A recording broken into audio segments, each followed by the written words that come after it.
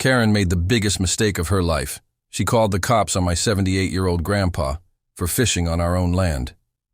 3 minutes later, her HOA lost a $2 million easement, and she had no clue it was coming. Let me tell you exactly how it went down. So we own a big chunk of land just outside the city. 20 acres, including a private pond stocked with bass, catfish, and trout. It's been in our family for 3 generations. My grandpa built that dock himself. He fishes there every Sunday morning, rain or shine, in his old straw hat and lawn chair. Now, across the property line, on the other side of a little fence, is an upscale neighborhood run by, you guessed it, Karen and her HOA. She hates that our land isn't part of their HOA. She's tried to get us to join the community and follow the guidelines more than once. We politely declined. Apparently, that triggered her inner tyrant.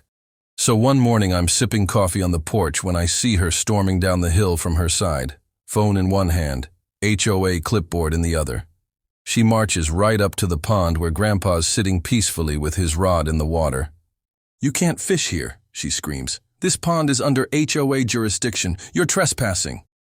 He looked up and calmly said, "Ma'am, this land belongs to me. Been in the family since '79. Maybe check your GPS." But Karen didn't care. She calls 911 on the spot, saying there's an armed elderly man threatening her near community waters. I ran down there just as the sheriff pulled in, sirens and all. But guess what? This wasn't just any cop. It was Deputy Lane, a good friend of my dad's. He's been fishing on our property since he was 15.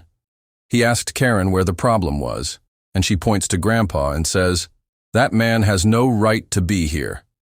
Lane just stared at her and said, "Ma'am, this pond is 100% private property. You've crossed his fence. If anything, you're the one trespassing." Karen went pale. And then came the best part. While Lane lectured her, I walked back to the barn and grabbed our survey documents and deed. Tucked inside, a little clause I'd totally forgotten about, one that revoked public easement rights across our land if HOA leadership initiated any legal action or false claims against the property owner. Guess what Karen just did? Yep, that easement, gone. Which meant their HOA's shortcut trail to the lake, their ATV route, and their private utility access across our dirt road, all gone in 3 minutes flat. The HOA board tried to beg us afterward, but the damage was done.